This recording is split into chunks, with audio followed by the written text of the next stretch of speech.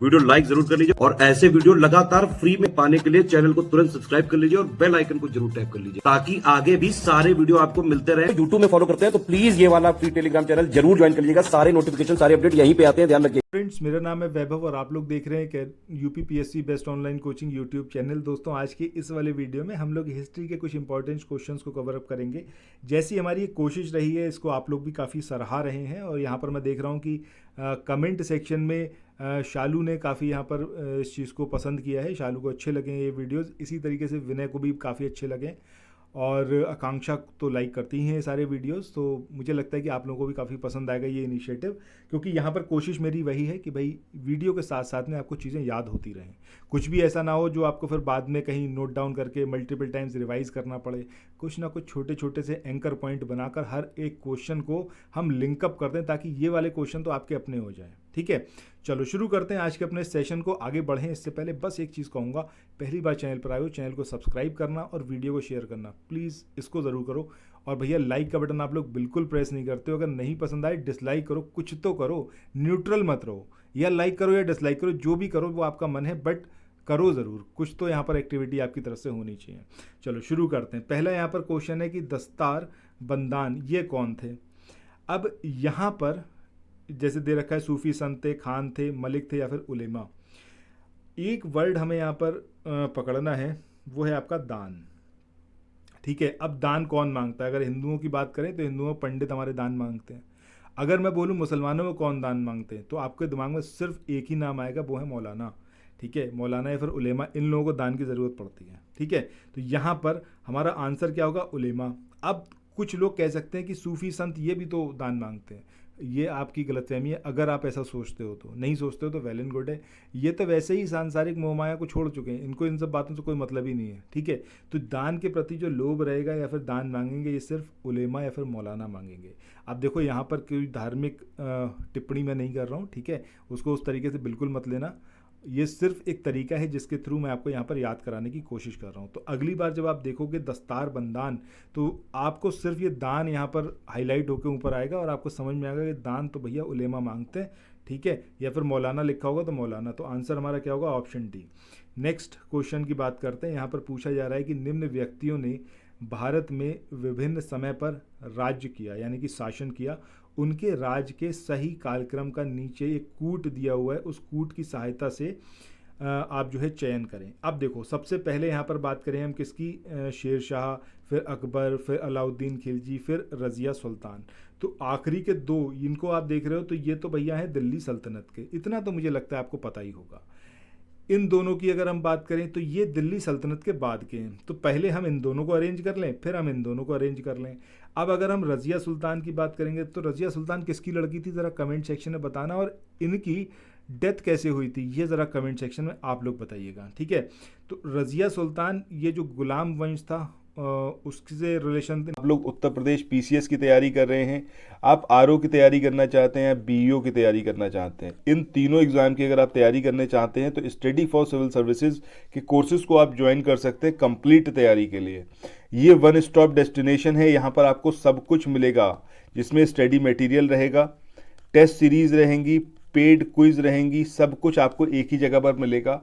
और ये सब कुछ सफिशिएंट होगा आपके एग्जाम को क्रैक करने के लिए, एग्जाम को निकालने के लिए। लेटेस्ट ग्रुप स्टार्ट हो चुके हैं और उन ग्रुप में आपको एडमिशन लेने के लिए सिंपली जो ये नंबर मैं आपकी स्क्रीन पर लिख रहा हूँ, इन नंबर्स पर आप कॉल कर सकते हैं। 8564880530 इस नंबर पर आप संपर्क कर सकते हैं। इसके अलावा 9696066089 इस नंबर पर कांटेक्ट कर सकते हैं, या फिर आप 7523864455 इन तीनों में से किसी भी नंबर पर कॉल करके आप हमसे संपर्क कर सकते हैं और ये लेटेस्ट ग्रुप जो है इसमें आप एडमिशन ले सकते हैं। इनका था, इसके बाद खिलजी वंश से रिलेशन इसका था। तो आप ऑब्वियसली बात है भैया, पहले आपके कौन आए हैं? गुलाम वंश वाले आए हैं। तो सबसे पहले आएंगी आपकी रज़िया, रज़िया के बाद आएंगे अलाउद्दीन खिलजी। तो इन दो को तो हमने यहाँ पर कर दिया अरेंज। इसके बाद बात हुई आपका शेर शाह और किसकी? अकबर की। अब अकबर और शेर शाह में अगर मैं ये बोलूं कि अकबर के फादर का नाम क्या था, आपके दिमाग में आएगा भाई हुमायूं था। ठीक है, अब हुमायूं जो था, हुमायूं को हिंदुस्तान से या फिर हुमायूं को जो सल्तनत से पदच्युत कर दिया था, सल्तनत से हटा दिया था, उसका पूरा साम्राज्य छीन लिया था वो कौन था? वो तो आपके शेर शाह थे। अब शेर शाह अफ़गानी थे या फिर ये आपके मंगोल थे कौन? अरबी थे? कहाँ के थे ये? ज़रा कमेंट सेक्शन में बताइएगा आप लोग। ठीक है, तो शेर शाह ने अकबर के फादर को हटाया, तो इसका मतलब क्या? पहले आएंगे शेर शाह और उसके बाद आएंगे आपके अकबर। तो हमारा कोड क्या हो जाएगा? 4312 4312, that will be the code. So देखते हैं भाई आंसर क्या है हमारा। सो 4312 यानी कि आंसर है हमारा ऑप्शन सी। चलो इसके बाद चलते हैं नेक्स्ट क्वेश्चन पे। इस क्वेश्चन में यहाँ पर बात हो रही है कि निम्नलिखित घटनाओं पर विचार कीजिए तथा उन्हें कालक्रम के अनुसार व्यवस्थित कीजिए। पहला यहाँ पर दे रखा है मोहम्मद तुगलक द्वारा राजधानी का स्थानांतरण। अब राजधानी कहाँ स्थानांतरित करी थी, शिफ्ट कहाँ करी थी, वो कौन सा शहर था, ये ज़रा कमेंट सेक्शन में आप लोग बताना। ट्रिक के माध्यम से मैंने बताया था आपको ये वाली बात। इसके बाद अफगानपुर षड्यंत्र की बात करें या फिर जलालुद्दीन खिलजी की डेथ की बात करें या फिर तराइन के द्वितीय युद्ध की बात करें, तो एक चीज़ आपको बहुत अच्छे से क्लियर होगी इन चारों के अंदर कि भाई जब ये हम तराइन के युद्ध की बात करते हैं तो ये तो बात किसकी चल रही है? मोहम्मद गौरी और पृथ्वीराज चौहान के समय की बात चल रही है। इसका मतलब हम 1192 की बात कर रहे हैं। ठीक है, तो ये तो यहाँ पर आपको पिक्चर समझ में आ गई कि चलो ये तो हो गया भाई 1192। अब इसके बाद नेक्स्ट कौन है? अगला जो इवेंट हुआ है वो हुआ है आपका जलालुद्दीन खिलजी की हत्या। ठीक है, तो सबसे पहले आएगा 4, फिर आएगा 3, उसके बाद आएगा आपका अफगानपुर षड्यंत्र यानी कि 2, और उसके बाद इनका आएगा तुगलक का। ठीक है, खिलजी के बाद तुगलक आए ना, सो इसके बाद आ जाएगा आपका 1। तो कोड हमारा क्या होगा? 4321, that will be the code. ठीक है, सो यहाँ पर एक बार इसका आंसर देखते हैं क्या है। Just a second, option A 4321। अच्छा, जाते जाते कमेंट सेक्शन में ये ज़रूर बताइएगा कि अफगानपुर षड्यंत्र ये किससे रिलेटेड था। ठीक है, ये ज़रा कमेंट सेक्शन में बताइएगा। चलिए नेक्स्ट क्वेश्चन पे अब मूव ऑन करते हैं। अगला क्वेश्चन यहाँ पर है कि निम्नलिखित मध्यकालीन विद्वानों में से कौन जैन धर्म का अनुयायी था? अब ये मालधर वसु थे या फिर इनका नाम जो है हेमचंद्र सूरी था या फिर थे आपके पार्थ सारथी या फिर थे ये सायण। ठीक है, तो कौन थे जिनका रिलेशन किससे था? जैन धर्म से था। तो सही आंसर हमारा क्या आएगा? ऑप्शन बी यानी कि हेमचंद्र सूरी। इनका जो रिलेशन था वो किससे था? आपका मध्यकालीन विद्वान थे और जैन धर्म से इनका रिलेशन था। इसके बाद अगले क्वेश्चन की बात करते हैं। इसमें आपको 2 सूचियां दे रखी है, नीचे एक कोड दिया हुआ है और आपको उसको मैच कराना है। ठीक है, सबसे पहले हम प्लासी के युद्ध की बात करें। मुझे लगता है आप में से शायद ही कोई ऐसा हो जिसको प्लासी के वॉर के बारे में ना पता हो कि ये वॉर कब हुआ था। ठीक है, 1757, ये तो आपको एकदम याद रहेगा। और फिर भी इन केस आपको याद ना रहे तो 1857 तो 100% याद रहेगा। बस 100 साल पीछे चले जाओ, शुरुआत वहीं से हुई थी। बंगाल विजय अंग्रेजों ने करी थी स्टार्टिंग। ठीक है, बक्सर में तो फाइनलाइज वो उन्होंने पूरा कैप्चर कर ही लिया था, लेकिन प्लासी से स्टार्टिंग हो गई थी। ठीक है, बंगाल को पूरे अपने अधिकार में लेने के लिए प्लासी जो 1757 में हुआ, 1857 से ठीक 100 साल पहले वहाँ से शुरुआत करी और 1857 तक स्थिति ये आ गई थी, पूरा हिंदुस्तान ऑलमोस्ट उनके कब्जे में था। और उसके बाद हमारा 1857 का पहला जो जिसको हम बोलते हैं स्वतंत्रता संग्राम, ठीक है, या फिर पहली लड़ाई जो अंग्रेजों के खिलाफ लड़ी गई, बड़ी लड़ाई, वो थी आपकी, वो लड़ी गई 100 साल तक। मतलब अंग्रेज अपना हिसाब से काम करते रहे। चलो ये तो आपको याद रहेगा। अच्छा, कलिंग की युद्ध की बात करें। अब अगर आप ये सारे यहाँ पर डेट्स देख रहे हो, और वैसे भी कलिंग की बात करें 261 ईसा पूर्व, मुझे लगता नहीं कि आप में से किसी को इसके बारे में कोई भी संशय होगा, कभी आप कंफ्यूज हो गए। ये तो एकदम बहुत सिंपल सा है। तराइन की बात करें, तराइन का युद्ध, तराइन के 3 युद्ध हुए थे, सॉरी 2 युद्ध हुए थे तराइन के, और उसके बाद फिर एक आपका जयचंद के साथ में हुआ था, चंदावर की लड़ाई। ठीक है, सो तराइन के 2 हुए, एक था आपका 1191 में और दूसरा था आपका 1192 में। पहले में कौन जीता कमेंट सेक्शन में आप बताना, दूसरे में कौन जीता कमेंट सेक्शन में ये भी आप बताना। अच्छा चलो, ये यहाँ पर हमने इसको मैच करा दिया। इसके बाद हल्दी घाटी के युद्ध की बात करें तो ये आपका 1576 में इसकी लड़ाई लड़ी गई। तो इस तरीके से हमारा जो आंसर आएगा वो क्या आएगा? Code 4123, 4123 will be the code. तो देखते हैं कौन सा यहाँ पर सही है। ऑप्शन सी 4123 यहाँ पर सही है। इसके बाद अगला क्वेश्चन यहाँ पर है जिसमें आपको ये एक तरफ अकबर, मोहम्मद तुगलक, इल्तुतमिश और शाहजहाँ दे रखे हैं, शेर शाह दे रखे हैं, और दूसरी तरफ ये इनके द्वारा जो भी काम हुए उसके बारे में दिया हुआ है। अब देखिए यहाँ पर सबसे पहले हम बात करते हैं किसके बारे में? अकबर के बारे में जो यहाँ पर ये दिया हुआ है, इसमें से आपका कौन सा होगा? सड़क आज़म होगा, चहलगामी अमीर होगा, या फिर ये आईने दहसाला होगा, या फिर प्रतीक मुद्रा होगी? तो अगर मैं सिर्फ इतना सा बोलूँ आईने अकबरी, मुझे नहीं लगता आप में से कोई भी ऐसा है जिसको ना पता हो। जैसे ही मैंने बोला आईने अकबरी तो आप तुरंत यहाँ से इसको मैच करा दोगे आईने दहसाला, ठीक है। और दहसाला पद्धति अकबर ने स्टार्ट करी थी, इससे भी आप इसको मैच करा सकते हैं, इसमें तो कोई इशू है ही नहीं। अच्छा, इसके बाद मोहम्मद तुगलक की बात करते हैं। अब मोहम्मद तुगलक के बारे में जब हम बात कर रहे हैं तो मोहम्मद तुगलक ने तुगलकी फरमान सुनाए, इसने प्रतीक मुद्रा चलाई थी, ठीक है। और ये मुझे लगता है आप सबको पता भी होगा।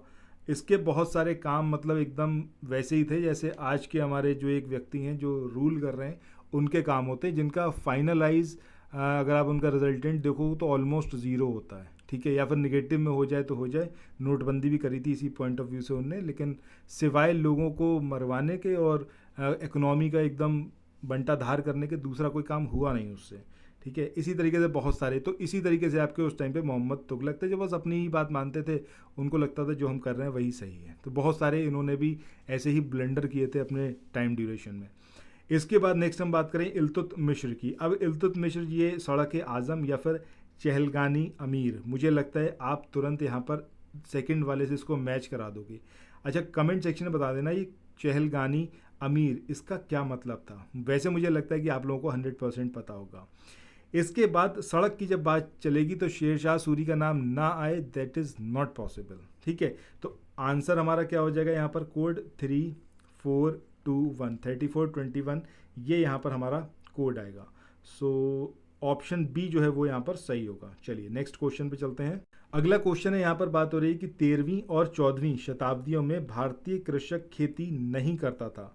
गेहूं की, जौ की, चावल की या फिर मक्का की, किसकी खेती हम लोग नहीं करते थे, ये आपको यहाँ पर बताना है। तो सही आंसर क्या आएगा? मक्का, यानी कि ऑप्शन डी, इसकी खेती हम लोग नहीं करते थे।